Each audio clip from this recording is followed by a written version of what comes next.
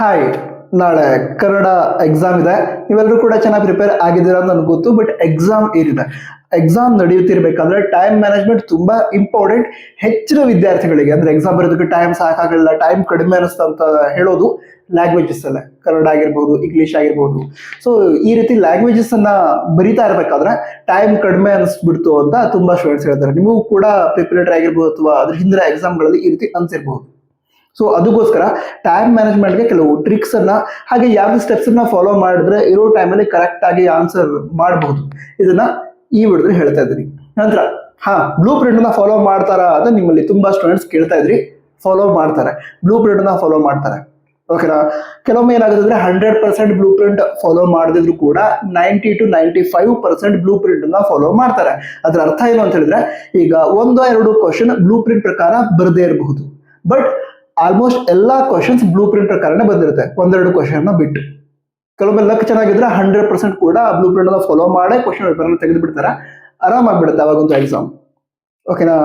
So ಈಗ ವಿಷಯವನ್ನು ಹೇಳ್ತಾ ಹೋಗೋದಾದ್ರೆ, ಎಕ್ಸಾಮ್ ಅಲ್ಲಿ ಟೈಮ್ ಮ್ಯಾನೇಜ್ಮೆಂಟ್ ಅನ್ನ ಮಾಡೋದಕ್ಕೆ ತುಂಬಾ ಈಸಿ ಮತ್ತು ಇಂಪಾರ್ಟೆಂಟ್ ಟ್ರಿಕ್ ಏನು ಅಂತ ಹೇಳಿದ್ರೆ, ಪಾರ್ಟ್ ಎ, ಬೇರೆ ಸಬ್ಜೆಕ್ಟ್ ಅಲ್ಲಾದ್ರೆ ಪಾರ್ಟ್ ಎ, ಇದ್ರೊಳಗಡೆ ಅ ವಿಭಾಗ, ಅದ್ರೊಳಗಡೆ ಮಲ್ಟಿಪಲ್ ಚಾಯ್ಸ್ ಕ್ವಶನ್ಸ್ ಇರುತ್ತೆ, ಹಾಗೆ ಹೊಂದಿಸಿ ಬರೆಯಿರಿ ಇರುತ್ತೆ, ಬಿಟ್ಟ ಸ್ಥಳ ತುಂಬಿ ಅಂತ ಇರುತ್ತೆ.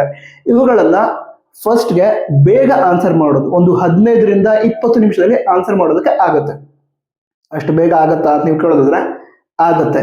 ಹೇಗೆ ಅಂತ ಹೇಳೋದಾದ್ರೆ, ಈಗ ಕ್ವಶನ್ ಪೇಪರ್ನ ನಿಮಗೆ ಮೊದಲು ಕೊಟ್ಟು 15 ಮಿನಿಟ್ಸ್ 15 ನಿಮಿಷ ಕ್ವಶನ್ ಪೇಪರ್ನ ಓದ್ಕೊಳ್ಳೋದಕ್ಕೆ ಅವಕಾಶವನ್ನ ಕೊಟ್ಟಿರ್ತಾರೆ. ಆ 15 ಮಿನಿಟ್ಸ್ ಅಲ್ಲಿ ಕ್ವಶನ್ ಪೇಪರ್ನ ಮಿನಿಮಮ್ 3 ಟೈಮ್ಸ್ ಓದ್ಕೊಳ್ಳಿ, ಆಗತ್ತೆ. ಅದ್ರ ಜೊತೆಗೇನೆ ಕ್ವಶನ್ ಪೇಪರ್ ಅಲ್ಲಿ ಏನು ಬರೀಬಾರದು, ಪೆನ್ ಅಥವಾ ಪೆನ್ಸಿಲ್ ಇಂದ ಕ್ವಶನ್ ಪೇಪರ್ ಅಲ್ಲಿ ಏನು ಬರೆಯೋದಕ್ಕೆ ಅವಕಾಶ ಇರಲ್ಲ. ಯಾವುದೇ ರೀತಿ ಮಾರ್ಕ್ ಮಾಡಬಾರ್ದು. ಬೋರ್ಡ್ ಎಕ್ಸಾಮ್ ಅಲ್ಲಿ ಈ ರೀತಿ ರೂಲ್ಸ್ ಇದೆ. ಅದಕ್ಕೋಸ್ಕರ ಮಾರ್ಕ್ ಮಾಡೋದಕ್ಕೆ ಅವಕಾಶ ಇಲ್ಲ, ಮಾರ್ಕ್ ಮಾಡಬಾರ್ದು. ಆದ್ರೆ ಈಗ ಮಲ್ಟಿಪಲ್ ಚಾಯ್ಸ್ ಕ್ವಶನ್ಸ್ ಅನ್ನ ಓದ್ಕೊಳ್ತಾ, ಹಾಗೆ ಬಿಟ್ಟ ಸ್ಥಳ ತುಂಬಿ ಅದನ್ನ ಓದ್ಕೊಳ್ತಾ, ಹಾಗೆ ಹೊಂದಿಸಿ ಬರೀರಿ ಅದನ್ನ ಓದ್ತಾ ಇರ್ಬೇಕಾದ್ರೆ ಓಕೆ, ಈ ಕ್ವಶನ್ಗೆ ಇದು ಆನ್ಸರ್, ಈ ಕ್ವಶನ್ಗೆ ಇದು ಆನ್ಸರ್ ನೆನ್ಪಿಟ್ಕೊಳಕ್ಕಾಗತ್ತಾ? ಆಗತ್ತೆ. ಸೊ ಈ 15 ನಿಮಿಷ ಏನಿರುತ್ತೆ ಅಷ್ಟು, ಪ್ರಾರಂಭದ 15 ನಿಮಿಷ ಕ್ವಶನ್ ಪೇಪರ್ ಓದ್ಕೊಳ್ಳೋದಕ್ಕೆ ಏನು ಕೊಟ್ಟಿರ್ತಾರೆ, ಅದರೊಳಗಡೆ ಎಲ್ಲ ಕ್ವಶನ್ಸ್ ಅನ್ನ ಓದ್ಕೊಳ್ತಾನೆ ಈ ಪಾರ್ಟ್ ಎ ಅಥವಾ ಅ ವಿಭಾಗದಲ್ಲಿರುವಂತಹ ಎಲ್ಲ ಕ್ವಶನ್ಗಳಿಗೆ ಓಕೆ ಇದು ಆನ್ಸರ್, ಇದನ್ನ ಬರಿತೀನಿ ನಾನು, ಅದನ್ನ ಫಿಕ್ಸ್ ಹಾಕೊಂಡಿರಿ. ಅದಾದ್ರ ಆನ್ಸರ್ ಪೇಪರ್ ಕೊಟ್ಟ ಮೇಲೆ 15 ಮಿನಿಟ್ಸ್ ಒಳಗಡೆ ಇದನ್ನ ಕಂಪ್ಲೀಟ್ ಮಾಡಿ, ಆಗತ್ತೆ, ಆರಾಮಾಗಿ ಆಗತ್ತೆ.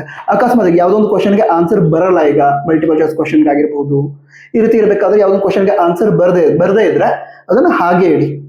ಈಗ ಬ ವಿಭಾಗ, ಸೊ ಅದಕ್ಕೆ ಅಥವಾ ನೆಕ್ಸ್ಟ್ ಪಾರ್ಟ್ ಏನಿದೆ ಅವುಗಳನ್ನ ಆನ್ಸರ್ ಮಾಡ್ಕೋತಾ ಹೋಗುದು. ಓಕೆನಾ? ಯಾಕಂದ್ರೆ ಜಾಸ್ತಿ ಆನ್ಸರ್ ಮಾಡೋದಕ್ಕೆ ಟೈಮ್ ಬೇಕಾಗಿರೋದು, ಲೆಂದಿ ಆನ್ಸರ್ ಬರೋದಿರುತ್ತಲ್ವಾ, ಅದಕ್ಕೋಸ್ಕರ. ಮತ್ತೆ ಲ್ಯಾಂಗ್ವೇಜ್ ಅಂತ ಸ್ವಲ್ಪ ಲೆಂದಿಯಾಗಿ ನೀವು ಬರೀಲೇಬೇಕಾಗತ್ತೆ. ಅಂದ್ರೆ 2 ಮಾರ್ಕ್ ಕ್ವಶನ್, ಬಟ್ 2 ಮಾರ್ಕ್ ಏನು ಎಷ್ಟು ಬರೀಬೇಕು ಅದಕ್ಕಿಂತ 1-2 ಲೈನ್ ಜಾಸ್ತಿನೇ ಬರೀಬೇಕಾಗುತ್ತೆ. 3 ಮಾರ್ಕ್ಸ್ಗೂ ಕೂಡ ಹಾಗೆ, 4 ಮಾರ್ಕ್ಸ್ಗೂ ಕೂಡ ಹಾಗೆ ಸ್ವಲ್ಪ ಜಾಸ್ತಿನೇ ಬರೀಬೇಕಾಗತ್ತೆ ಲ್ಯಾಂಗ್ವೇಜಸ್ ಅಲ್ಲಿ. ಅದಕ್ಕೋಸ್ಕರ ಏನ್ ಮಾಡ್ತೀರಾ, ಪಾರ್ಟ್ ಎ ಅಥವಾ ಅ ವಿಭಾಗವನ್ನ ಬೇಗ ಕಂಪ್ಲೀಟ್ ಮಾಡ್ಬಿಡೋದು, ಆಗತ್ತೆ. ಈಗ ಹೇಳ್ತಿರೋ ಸ್ಟೆಪ್ಸ್ ಅನ್ನ ಫಾಲೋ ಮಾಡಿ ಆರಾಮಾಗಿ ಆಗತ್ತೆ. ಅದ್ರ ನಂತರ ಲೆಂದಿ ಆನ್ಸರ್ ಬರೆಯುವಂತಹ ಕ್ವಶನ್ಸ್ ಏನಿದಾವೆ, ಅವುಗಳಲ್ಲಿ ಮ್ಯಾಂಡೇಟರಿ ಕ್ವಶನ್ಸ್ ಏನಿದಾವೆ ಅವುಗಳನ್ನ ಮೊದಲಿಗೆ ಆನ್ಸರ್ ಮಾಡ್ಕೊಳ್ಳಿ. ಅಂದ್ರೆ ಎಕ್ಸ್ಟ್ರಾ ಕ್ವಶನ್ ಅಟೆಂಡ್ ಮಾಡಿದ್ರೆ ಒಳ್ಳೇದೇ, ಬೇಡ ನಾನು ಹೇಳಲ್ಲ, ಬಟ್ ಎಲ್ಲಾ ಮ್ಯಾಂಡೇಟರಿ ಕ್ವಶನ್ಸ್, ಈಗ example out of 5 answer any 3 ಅಂತ ಹೇಳಿದಾರೆ, ಅಂದ್ರೆ 5ರಲ್ಲಿ 3 ಬರೀರಿ ಅಂತ ಹೇಳಿದ್ದಾರೆ. 5ರಲ್ಲಿ 3 ಬರೆದಾದ ನಂತರ ಅದ್ರ ಜೊತೆಗೆ ಇದಷ್ಟೇ ಅಲ್ಲ, ಕ್ವಶನ್ ಪೇಪರ್ ಅಲ್ಲಿ ಯಾವ್ಯಾವ ಕ್ವಶನ್ ಗಳನ್ನ ಆನ್ಸರ್ ಮಾಡ್ಬೇಕು ಅವೆಲ್ಲವನ್ನೂ ಕೂಡ ಆನ್ಸರ್ ಮಾಡಿದ ನಂತರ ಟೈಮ್ ಇದೆ ಅಂತ ಹೇಳಿದ್ರೆ ಓಕೆ ಎಕ್ಸ್ಟ್ರಾ ಕ್ವಶನ್ ಅನ್ನ ಅಟೆಂಡ್ ಮಾಡಿ. ಅದಕ್ಕಿಂತ ಮೊದಲು ಎಕ್ಸ್ಟ್ರಾ ಕ್ವಶನ್ ಅನ್ನ ಅಟೆಂಡ್ ಮಾಡೋದಕ್ಕೆ ಹೋಗ್ಬೇಡಿ. ನಂತರ ಯಾವ್ಯಾವ ಕ್ವಶನ್ ಗಳಿಗೆ ಆನ್ಸರ್ ಬರಿಬೇಕು ಅದನ್ನು ಕೂಡ ಫಿಕ್ಸ್ ಹಾಕೊಳ್ಳಿ. ಈಗ ಔಟ್ ಆಫ್ 5 ಆನ್ಸರ್ ಎನಿ 3 ಅಂದ್ರೆ 5ರಲ್ಲಿ 3ಕ್ಕೆ ಆನ್ಸರ್ ಬರೋದಕ್ಕೆ ಹೇಳಿದಾರೆ ಯಾವ್ದೊಂದು ಪಾರ್ಟ್ ಒಳಗಡೆ.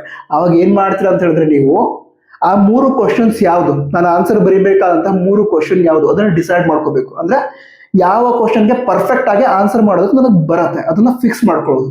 ನಂತರ ಅದಕ್ಕೆ ಕರೆಕ್ಟ್ ಆಗಿ ಆನ್ಸರ್ ಬರೋದು, ಏನೋ ಮಿಸ್ಟೇಕ್ ಆಗದೆ ಇರೋ ರೀತಿ. ಈ ರೀತಿ ಮಾಡ್ತಾ ಹೋದ್ರೆ ಏನಾಗುತ್ತೆ ಅಂದ್ರೆ ಟೈಮ್ ಸೇವ್ ಆಗುತ್ತೆ.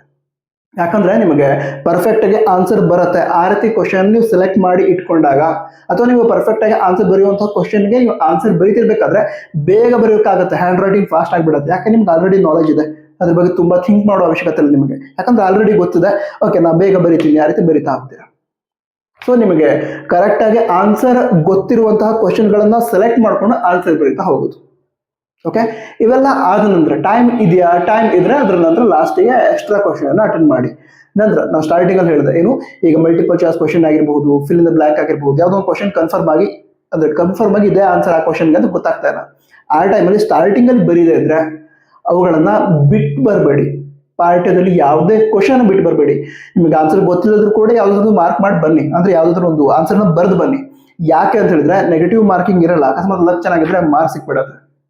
ಇದ್ರ ಜೊತೆಗೇನೆ ಲ್ಯಾಂಗ್ವೇಜಸ್ ಏನಿರುತ್ತೆ ಇದರಲ್ಲಿ ಯಾವುದೇ ಕ್ವಶನ್ ಕೂಡ, ಈಗ ಎಕ್ಸಾಂಪಲ್ ನಿಮಗೆ ಔಟ್ ಆಫ್ 4 ಆನ್ಸರ್ ಎನಿ 2 ಅಂತ ಹೇಳಿದ್ದಾರೆ, ನಿಮಗೆ 2 ಕರೆಕ್ಟ್ ಆಗಿ ಆನ್ಸರ್ ಮಾಡೋದಕ್ಕೆ ಬರಲ್ಲ ಅಂತ ಹೇಳಿದ್ರು ಕೂಡ ಕ್ವಶನ್ ಅನ್ನ ಅಟೆಂಡ್ ಮಾಡಿ. ನಿಮಗೆ ಎಷ್ಟು ನಾಲೆಜ್ ಇದೆಯೋ ಅದನ್ನ ಬರೆದಿ. ಕ್ವಶನ್ ಓದಿದಾಗ ಅದಕ್ಕೆ ಆನ್ಸರ್ ಬಗ್ಗೆ ಏನಾದ್ರು ಒಂದು ಐಡಿಯಾ ಬಂತು ಅಂತ ಹೇಳಿದ್ರೆ ಅದನ್ನ ಬರೀರಿ, ಯಾವುದನ್ನು ಬಿಟ್ಟು ಬರಬೇಡಿ ಲ್ಯಾಂಗ್ವೇಜಸ್ ಅಲ್ಲಿ. ಯಾಕಂತ ಹೇಳಿದ್ರೆ 1-2 ಮಾರ್ಕ್ಸ್ ಸಿಕ್ಕರು ಕೂಡ ನಿಮಗೆ ಅಷ್ಟೇ ಮಾರ್ಕ್ಸ್ ಆಡ್ ಆಗತ್ತಲ್ವಾ. ಸೊ ಯಾವುದೇ ಕ್ವಶನ್ ಬಿಡಬೇಡಿ, ಎಲ್ಲ ಕ್ವಶನ್ ಕೂಡ ಅಟೆಂಡ್ ಮಾಡಿ ಬನ್ನಿ.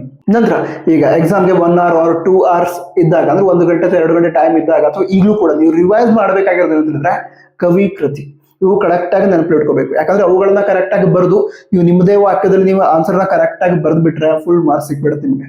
ಹ್ಯಾಂಡ್ ರೈಟಿಂಗ್ ಕೂಡ ಸ್ವಲ್ಪ ಚೆನ್ನಾಗಿರ್ಬೇಕು, ಬಟ್ ಫುಲ್ ಮಾರ್ಕ್ಸ್ ಸಿಕ್ಬಿಡುತ್ತೆ. ಅನಂತರ ಯಾವುದೇ ಒಂದು ಪದ್ಯ ಭಾಗ ಆಗಿರ್ಬಹುದು, ಗದ್ಯ ಭಾಗ ಆಗಿರ್ಬಹುದು, ಅವುಗಳ ಸಮರಿ ಅದು ಕರೆಕ್ಟ್ ಆಗಿ ಗೊತ್ತಿರಬೇಕು. ಅಂದ್ರೆ ಸಾರಾಂಶ ನಿಮಗೆ ಗೊತ್ತಿದ್ರೆ ಕವಿಗಳ ಹೆಸರು, ಕೃತಿ ಹೆಸರು, ಲೇಖಕ ಹೆಸರು ಇವುಗಳನ್ನೆಲ್ಲ ಕರೆಕ್ಟ್ ಆಗಿ ಯೂಸ್ ಮಾಡ್ಕೊಂಡು, ಅಂದ್ರೆ ಯಾವ್ಯಾವ್ದು ಕರೆಕ್ಟ್ ಆಗಿ ಗೊತ್ತಿದೆಯಲ್ಲ ಅದನ್ನ ಅಂಡರ್ಲೈನ್ ಮಾಡ್ಬಿಡೋದು. ಪರ್ಫೆಕ್ಟ್ ಆಗಿ ಇದೆ ಅಂತ ಗೊತ್ತಿದೆಯಲ್ಲ ಅದನ್ನ ಅಂಡರ್ಲೈನ್ ಮಾಡ್ಬಿಡೋದು, ಹೈಲೈಟ್ ಆಗಿಬಿಡುತ್ತೆ ಅವರಿಗೆ ಇವ್ಯಾಲ್ಯೂಯೇಟ್ ಮಾಡ್ಬೇಕಾದ್ರೆ. ಓಕೆ, ಕರೆಕ್ಟ್ ಆಗಿ ಬರ್ದಿದ್ದಾರೆ ಅಂತ ಅನ್ಸಿ ಫುಲ್ ಮಾರ್ಕ್ಸ್ ಕೊಡ್ತಾರೆ. ಸೊ ಈ ರೀತಿ ಮಾಡ್ತಾ ಹೋದ್ರೆ ಫುಲ್ ಮಾರ್ಕ್ಸ್ ನಿಮಗೆ ಸಿಗತ್ತೆ. ನಂತರ ಎಕ್ಸಾಮ್ ಚೆನ್ನಾಗಿ ಮಾಡಿ. ಫಸ್ಟ್ ಎಕ್ಸಾಮ್ ಚೆನ್ನಾಗಾದ್ರೆ ನಿಮಗೂ ಕೂಡ ಕಾನ್ಫಿಡೆನ್ಸ್ ಸಿಗತ್ತೆ. ಸೊ ನಿಮ್ಮಿಂದ ಸಾಧ್ಯ ಆದಷ್ಟು ಚೆನ್ನಾಗಿ ಮಾಡಿ, ಪ್ರೆಷರ್ ತಗೊಳಕ್ ಹೋಗ್ಬೇಡಿ. ನಿಮ್ಗೆ ಹಾಕಿದ್ರೆ ಮುಂದಿನ ವಿಡಿಯೋದಲ್ಲಿ ನಾಳೆ ಸಿಗೋಣ. ನಮ್ಮ ಎಕ್ಸಾಮ್ ಚೆನ್ನಾಗಾಯ್ತು ಅಂತ ಹೇಳಿ, ಅವಾಗ ಚೆನ್ನಾಗಿ ಆಗಿರುತ್ತೆ. ಆಲ್ ದಿ ಬೆಸ್ಟ್, ಸಿಗೋಣ. ಜೈ ಹಿಂದ್, ವಂದೇ ಮಾತರಂ.